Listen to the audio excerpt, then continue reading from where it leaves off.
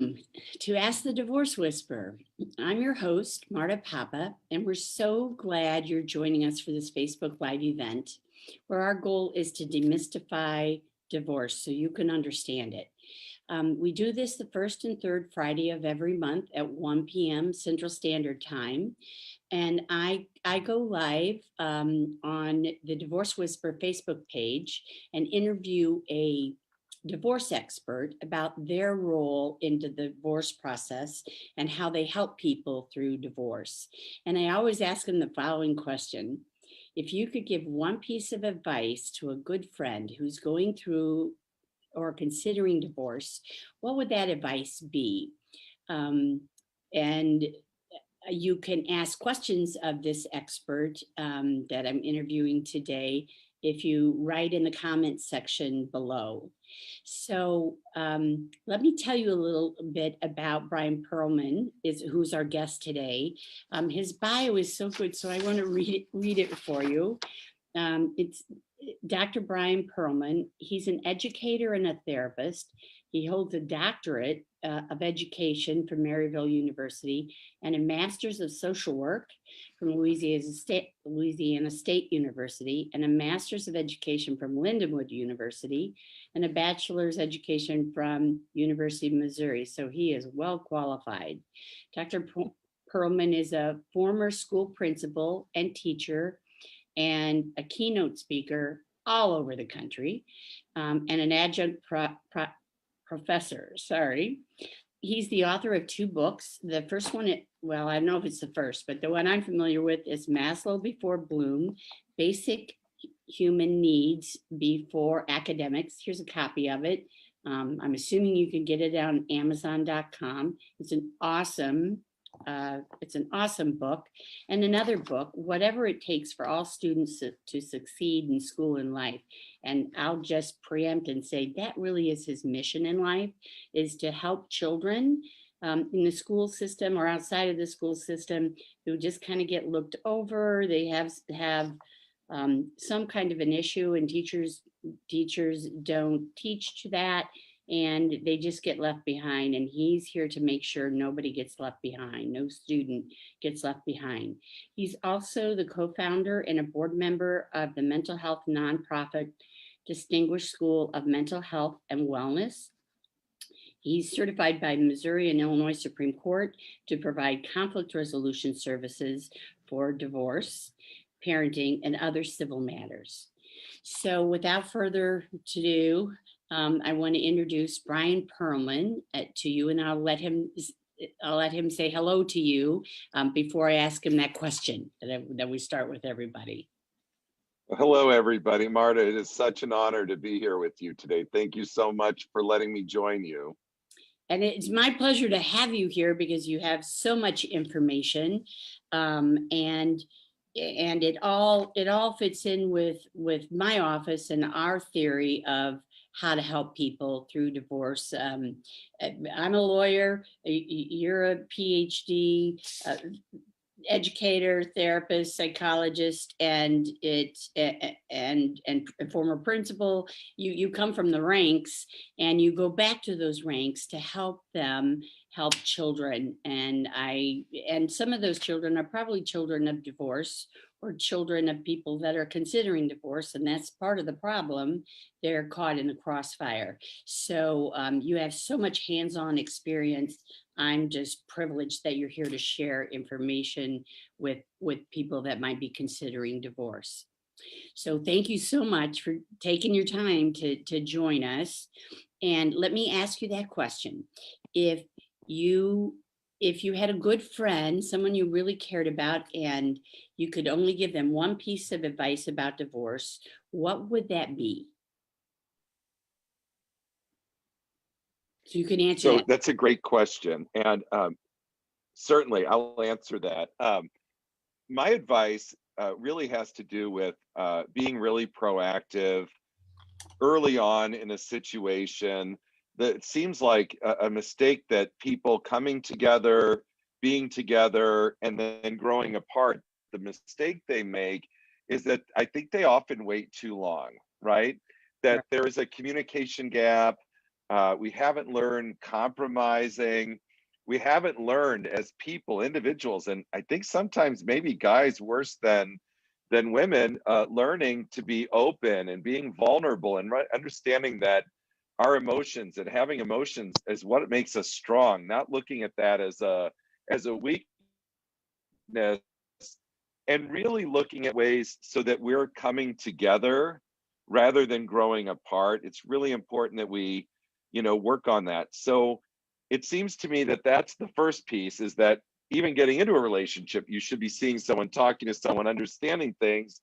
Um, but if it ends up to the point where it's not going to work, we've come to an agreement, it's not going to work, the best advice I have is working through trying to find a way to work together, especially if there are children involved, going the mediation route rather than the divorce route. I certainly was very privileged to participate, Marta, in your mediation training. I guess it was just a few months ago, Yeah. and really looking at it through that lens, adding that tool to my toolbox, and hearing what you have to say from, a very talented, prominent divorce attorney, even suggesting how powerful and important the mediation is. Because especially when kids are involved, the divorce isn't when the relationship ends. In a sense, Yeah. that's when the co-parenting really begins, and we have to be on the same page. Yeah.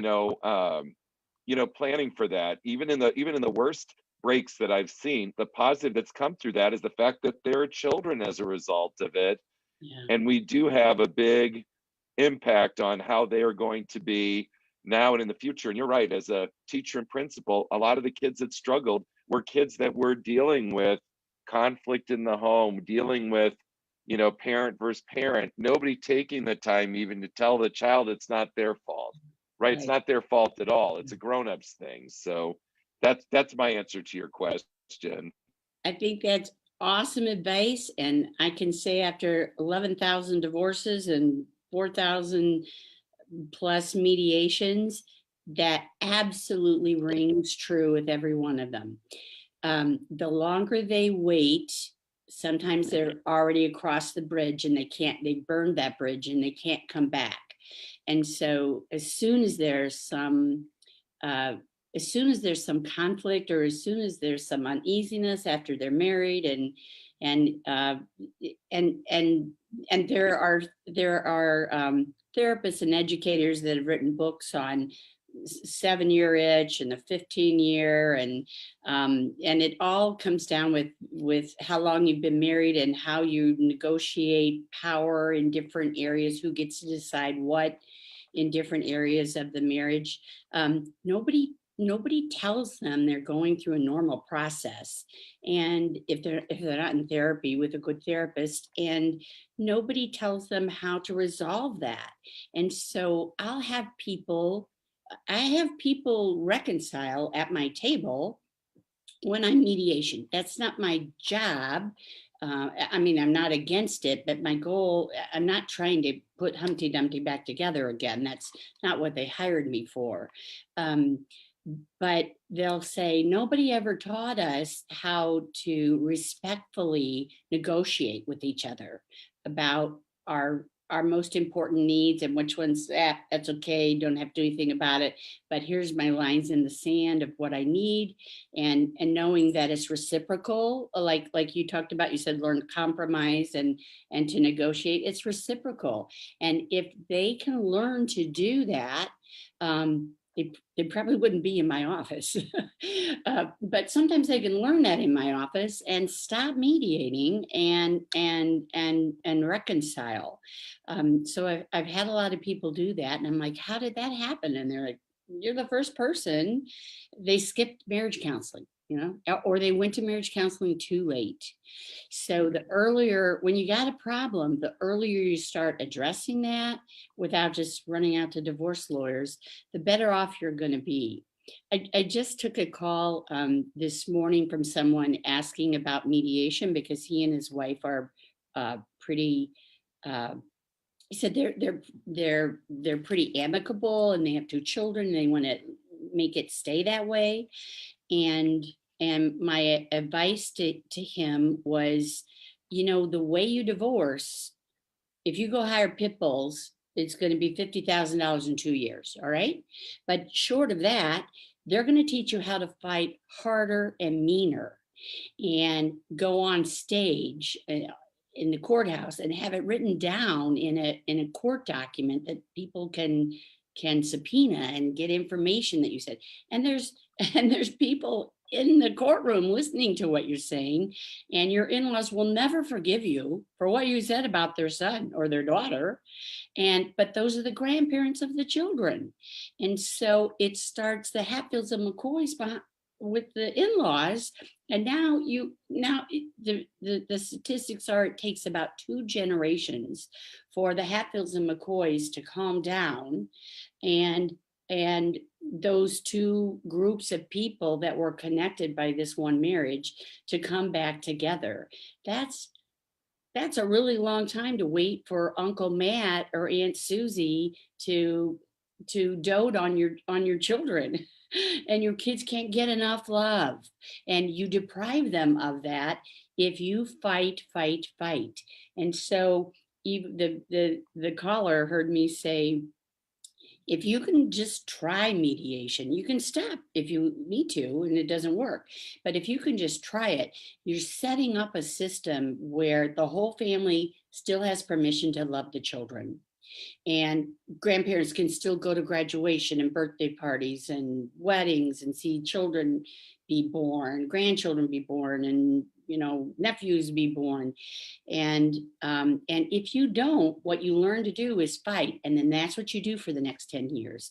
And is that really why you got divorced, so you could continue to fight for the next 10 years and up the ante? And if you come to mediation, we teach you how to negotiate in a respectful way, so that when those things come up, which they're going to come up, I have people say, can't wait till that divorce to be over. And I say, it's never over. It's never over. It just changes. You're just fighting from two different houses via text and messages through the kids and saying bad things about each other in front of the kids. So it's not over. It's just beginning. And you set the stage when you decide how you're going to move forward. And the best way to move forward is divorce counseling or marriage counseling. I'm a divorce lawyer.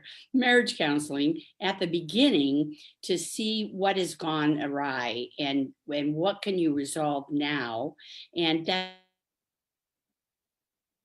divorce, it'll decrease a lot of the conflict during the divorce.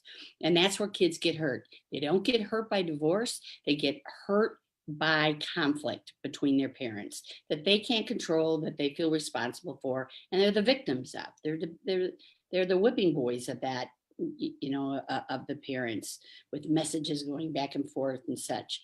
So yeah, get into counseling early. I'm already pounding that into a relative of mine of, no, don't talk to me about divorce. You get in marriage counseling now, and they can teach you things that no one has taught you before. And you don't know. So you need the information, and you need to get it from somebody who's a specialist in relationships like you are, Bryan.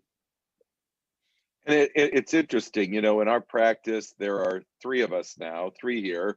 My wife, the Dr. Lena, the founder, the clinical director, her, Rebecca in our office. A lot of what we do is dealing with couples.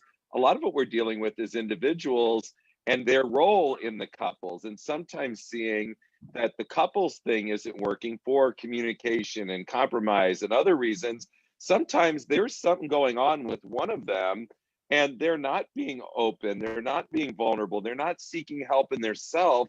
And then it becomes an individual issue that I'm dealing with. I'm anxious, I'm depressed, I'm highly stressed, and I'm not dealing with that. And then it becomes an us problem. So it really is so important that sometimes we'll work and help support one of them or the other one or both, and then sometimes together. It's such an easy thing in our society to get married. Obviously, people sometimes put on these big lavish affairs, but the essence of it, you go, you sign papers, congratulations, mazel tov, whatever, and now you're married, and good luck to you. And even if you just go to adjust a piece, you pay whatever the fee, you sign the piece of paper, good luck, you're married. Same Done. way you go with your children. You have these children, you pay your $50 copay, and they're like, take this human home.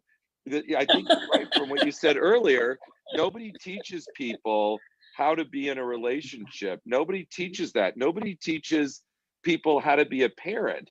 And there's a lot of parallels between this. It's both getting married and having children. Twin children are the two best things that ever happened. And we do grow together. And it is a conscious effort of communicating, of making sure. I talk to a lot of people as they're figuring out their relationships, or maybe things aren't working. And I say, a really important question: who's got your back?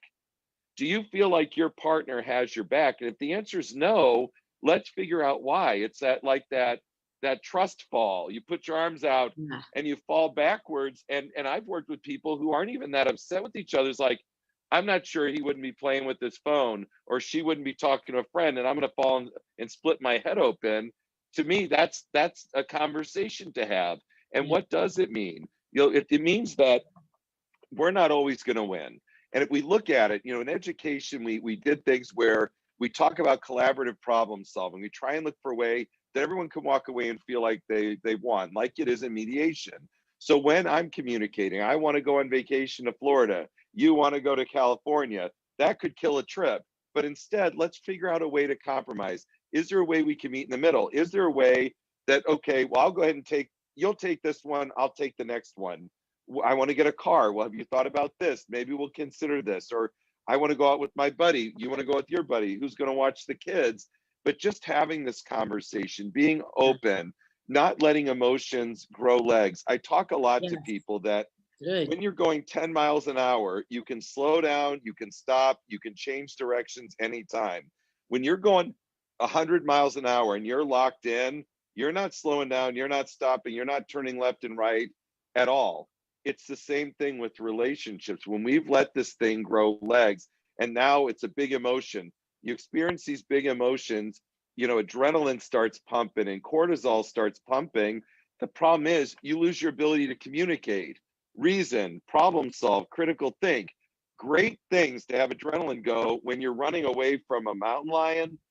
Not great things when you're laying in bed having a conversation with your loved one, that you lose the ability. Your window of tolerance slams really closed. Yep. And then it's just ugly. And we don't want to get to ugly. Ugly's no one's gonna there. You're gonna have collateral damage from ugly, and it makes it a lot harder to move forward when you're already there.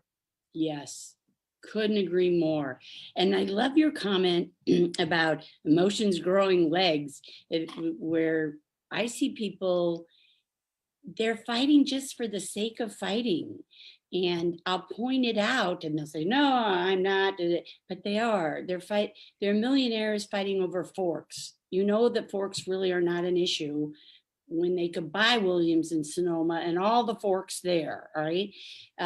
Cheaper than getting divorced. But the emotions have taken over, grown legs of their own. They're running them away. They're running the show, and people are just victims of their heightened sense of emotions. And something that somebody did 5 years ago to you, your spouse, or did something you didn't like, is still impacting you today because you didn't take care of it back then. And so you're still mad about it today, but you're not sure why you're mad, and your spouse doesn't even know what you're mad about. And so it all blows up over the forks. It all blows up over the canoeing trip. And that's not really what it's about. It's really about something else. And sometimes people have blinders on and they can't see. And if they talk to a therapist about it individually, I totally agree that the couple problems become their own emotional problems. You got to get over that and then get back into the coupling. You can't have two narcissists in coupling. It's not going to work.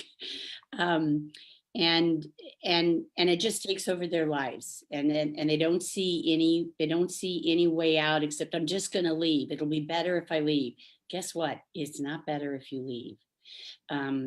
it's a different problem. It's a different problem. It's a worse problem. It's not better just by, oh, this divorce is over. Guess what? Now you're negotiating, via text and via emotions of the children, and that emotion growing legs, that makes me think also of, if you're going 100 miles an hour because your adrenaline, your cortisol's going in, and it's because of something else, but it's coming out on your spouse, right? And and so you're really overreacting, and it's your hormones are overreacting. It's like hitting a tree driving at 100 miles an hour. The impact of that is much different than hitting a tree driving 5 miles an hour, right? And if they can learn to handle their emotions to get them down into the 5 mile range instead of the 100 mile an hour range, they're going to have different results, even though they're still hitting tree, even though they're still hitting an impasse. They're going to have different results. And you get them down to the 5 mile by teaching them techniques and teaching them about, here's how you're responding to that. You just threw the pillows on the couch at your spouse over what? And that's how mad you are. And that's why I don't have any sharp objects in my office to throw. The best you can do is throw a pillow, or a plastic glass. So what is that about? And so counselors like you are much better suited than lawyers to help people understand that. Lawyers just perpetuate the fire and perpetuate the fight. That's how our legal system is set up. It's set up to do that. And one lawyer can't unset that. If they get away from the lawyers and go to a mediator or a counselor, who are really better mediators than lawyers, in my opinion, because you've been trained, you've been doing this all along. And often you're less threatening than a lawyer, like, well, we're just going to sue them in court. Well, you know what? I'll leave scorched earth on the other side. You just wait till I get done with that person on the cross-examination stand. That does not help your relationship or your children or the family, the extended family in the future. I mean, they just have no idea that they are jumping into the fire. They think they're leaving it behind, and they aren't. They're jumping into the fire. And so if I make all of my clients go to counseling while I'm mediating with them, because so much emotional stuff comes up, and the counselors are better than I am with that. And I'm like, can we set that aside? Will you talk about that? And marriage counseling, they're cheaper and they're better. Do it there and then bring back those results here, and you'll be going 5 miles an hour instead of 100 miles an hour headed towards that tree. It's absolutely right. A couple of things that you said, it made me think of this, that for some people, and maybe our society is this way now, this notion of like immediate gratification. Yeah. And if this doesn't work, I'll get a new phone. If this doesn't work, I'll get a new car. I don't like this about this, I'm going to get a new house. And I think to some degree, in some folks, this isn't working, I'll get a new romantic partner. We'll just go ahead and end this thing and move into it. And I have a family friend that I believe is on marriage number 6. And once I get it, twice I get it, there's a certain point where we need to install some mirrors and take a good look at ourselves, because I'm a probability guy. Back as a teacher, I was a math teacher. And, the common variable is either this person or who this individual is seeking out.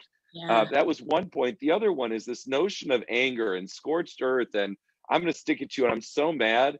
It seems so counterintuitive to me, because the anger, that big emotion, and turning on the adrenaline and the cortisol, and makes the heart go fast, and the breathing and everything.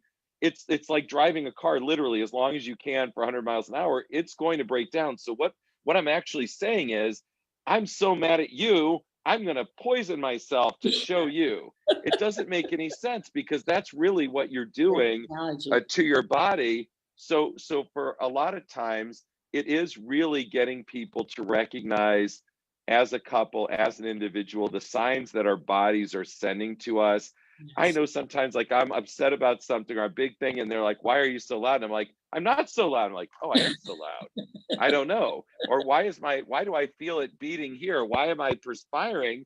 And you sometimes just don't know it. So sometimes, through mediation, through, I would say through therapy, through couples therapy, to say, here's the words I'm hearing from you. Here's what I'm observing. There's a disconnect between the words that you're saying and your body language. So and it's like, no, there isn't. And it's like, there is. We can get a little mirror out. You can look at yourself now. Your neck is blood red and you're tapping your foot. So you're saying everything's great and you're calm, but your body language is telling me something a little bit different. And honestly, I think there are a lot of people who don't know that, who don't see the signs in themselves. They don't see the value, another point, the value of just talking through it, having the courage to sit down. We're going to make some norms. A lot of the couples I work with, but also the families, I say, why don't we consider it like the Bryan LLC Corp? Like it's you and your spouse, or you, your spouse, your kids. Everyone should have a seat at the table. Create an agenda. Once a week on a Sunday night, let's just have a conversation about what's going well. What are some things we want to work on? What vacation are we going to? And feeling like we have that, but with norms. Everyone's going to get a turn to talk. No one's going to talk over anyone. We're not going to yell. We're going to agree to work towards something that works best for everybody, like mediation. And then we're going to, okay, great. And let's order, it's Marta's turn this week. What are we having? We're having Chinese food. Okay, great. And just having this, because couples and families, we are not having those dinner time conversations anymore. Dinner time is sitting on the couch watching TV or doing emails from work on your phone. Right. And anything that's important to have, whether it's your work, whether it's college, or whether it's a relationship, you have to invest time. You have to put energy into it. You have to be laser focused on it. And if you're more concerned with a TikTok thing or your tweet that you're doing and not actually talking real life, another thing, people text. I can't believe they texted me this. I can't believe it. I said, stop texting. Go have a meal. Go sit down together and just talk. A lot can be misconstrued through Messenger and through Twitter. Try something new. It's a new invention. Just sit down, knee to knee, eye to eye, and just talk to one another. You can see the emotion. You can look in the eyes. A lot of people are passionate. Probably that's why they were drawn together in the first place, which is amazing. But that same passion in a negative twist can be like, you better go before I strangle you right now. Yeah, totally agree. Totally agree. And I think that's a great analogy, that I'm so mad at you, I'm going to poison myself. Well, it's like the War of the Roses, the movie, The War of the Roses. They fighting over the house. And now they're both going to die for the house. They're hanging from the chandelier for the house. And it's not really the house. The house wasn't the problem. The house wasn't the problem. It was, they grew apart.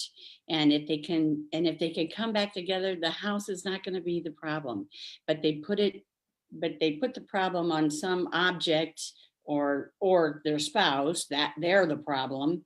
And it's focused in the wrong place, and it blows up in their own face. And then both people get killed, or nobody gets what they want, and they feel justified.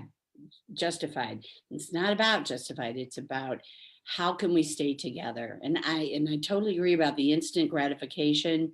It's sort of like relationships can be tossed aside, and there's a new one. Most of the people that come in to see me, whether it's mediation or litigation, they're already on Match.com. They're already on some dating site, and they haven't even told their spouse that they're unhappy, and they're checking the box, it's complicated. I'm like, no, you're married or you're single. It's not complicated. That's just a way that you're not telling your spouse, you're not telling the rest of the world the truth. That's just a lie. All right.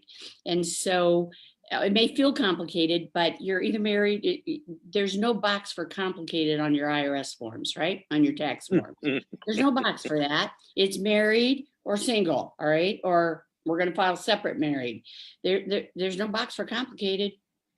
So I think that's a great analogy that they just get so far apart and they hurt themselves to hurt the other person and feel like that's proof. And it's not a competition. It is not a competition. Um, it's a family that you're trying to hold together, that you wanted to have, that you wanted that closeness of a family. And then once you have those children, you're responsible for them. And you're responsible to get as much love and concern and make them feel important as possible. And it's hard for parents to have all the time to do that. I mean, extended family can help you do that, but not if you isolate the extended family because of the way you divorce and the things that you say and how you bring your parents in on your side or your cousins in on your side. And then it's a war. Then it's a war and there's no going back. So if you can get into a different mode, like with counseling, individual or together, if you can get into a different mode where somebody can hold up a mirror and show you. I have clients that get red in the neck like a rash all the way up to their ears. And then I know they have ignited their amygdala, which is the fight, freeze, Flight or freeze. yeah, Yeah. or flight. And Yeah. they're adding some more adjectives onto that or verbs onto that. That I know they can't mediate anymore. You know, they're gone. They're done for the day. Let's stop it, because their body is taken over. Their adrenaline is taken over. I remember when in law school, I used to, when I got called on, you had to stand up, put your hands behind your back, and like you were a prisoner or something. And that, now it's a long time ago, 40 years ago. They do it different now, but in that Socratic method, the professor would grill you for 45 minutes of that class. And you had to answer with your arms behind your back. And I would get so nervous that my amygdala would engage and I'd be in fight or flight, and I couldn't hear. It would get all the way up to my ears. I'd have ringing in my ears, and I couldn't hear what the professor was saying. I'd say, I know the answer. Can you say that again? Can you ask me the question again? And they'd say it louder, and I still couldn't hear it. And it wasn't until I studied marriage and family therapy later on that I realized what was happening to me in law school. I was so nervous and so threatened that, and the professor wanted to threaten me like that. That's part of the game there, that I couldn't hear. There was ringing in my ears. I couldn't hear. And so I couldn't answer the question. And that was a demarcation, 3 demarcations. You failed. You're out. You're out. Mm. So when I see that happen with clients, I know they're gone. You know, they can't go from 100 to 5 anymore, 5 miles per hour. They're gone. It's time to stop. They need to come back at a calmer time. And we'll pick up where we left off, and we'll find out what that insurrection in their body was that prevented them from being able to move forward. And they don't know it. They don't see it. They don't see their ears get red. You can hold up a mirror and say, does this look like a calm person to you? Does this look like somebody who's saying the words you're saying? No, the body language does not match what's coming out of the mouth. They can't see that. They got blinders on. They can't see their neck. So I do sometimes have a mirror here and hold it up. I'm like, here's what you look like. Do you look like a loving spouse? Do you look like a caring parent? No, you look like a madman. You look like a wild woman. So we need to stop.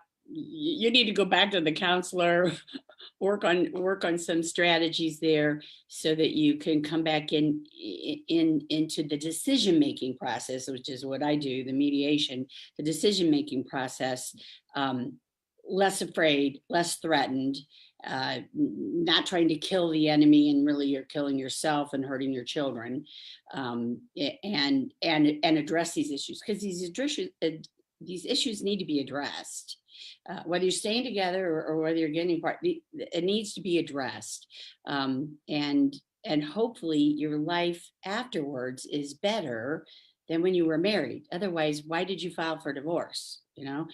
So if you just want 10 more years of fighting, heck, stay together. You get more chances to hip check your spouse into the counter in the kitchen if you're living under the same house. It's a little harder when you're living in two different houses. So if you get off on yelling and hitting and kicking and body slamming, stay together. If that's your thing, stay together. You're not going to get that chance when you're living apart. You got to get past that. You have to get past that. It's not their fault. This is a joint community thing going on here, and you need to realize everybody's part in it, and you need to realize the consequences of it. And we're trying to make your life better before or after divorce. We're trying to make your life better, and giving you the tools and hoping you'll use those tools so that it is better and it is calmer for your children. Your children they aren't the victims of your unprocessed angst. You're exactly right. I agree completely with what you said, Marta. That's exactly right. Just trying to find a way where, whatever the outcome is, I mean, it's not our job. We can't work harder than our clients, and my crystal ball is in the shop. I can't predict the future, but Right. at least if there's one thing that I try to help understand wherever they are in this is at least trying to be civil through the process, fake it till you make it, just doing that because, little ones notice everything. They Yeah. may not say anything, but it Yeah. literally is like wet cement. Everything leaves an imprint on them. And what do we want if the relationship here doesn't work, that's okay, fine, we'll move on. But what do we want for these children? And hopefully we want better, and we want them to, see, even if there's two households, caring and loving people, and teach us so that we can break that, and maybe they'll have a better chance in their own relationships when they grow up. So yeah, I agree Exactly. completely with you. You're modeling. Whether you're married or not, you're modeling for your children. What do you want to model for your children of what a Totally. relationship is and what love is? You're modeling, and we don't hesitate to go to a doctor when something is hurt or broken. Why do we hesitate to go to a therapist? I won't meet with people if they haven't been to marriage counseling yet. I'm like, that's where you start, and then you come in and then you continue there, because we are experts that can see from the outside, and we can help you. There's a lot of success stories. We can help you even a little bit. We can help you, but you have to reach out for that help, and that's really why I have this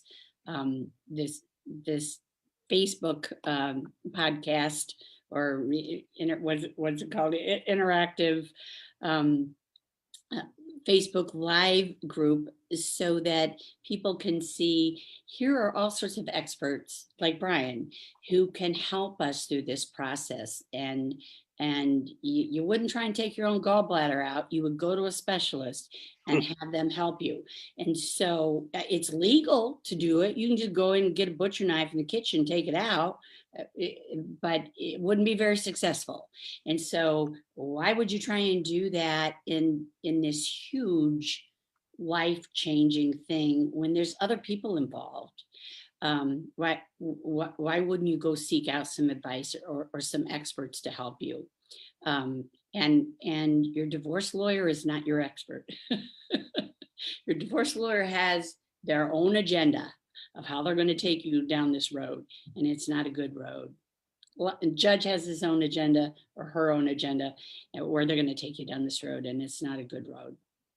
So thank you so much. I just looked at the time, or we're past the time, and thank you so much. I so appreciate your wisdom and your experience.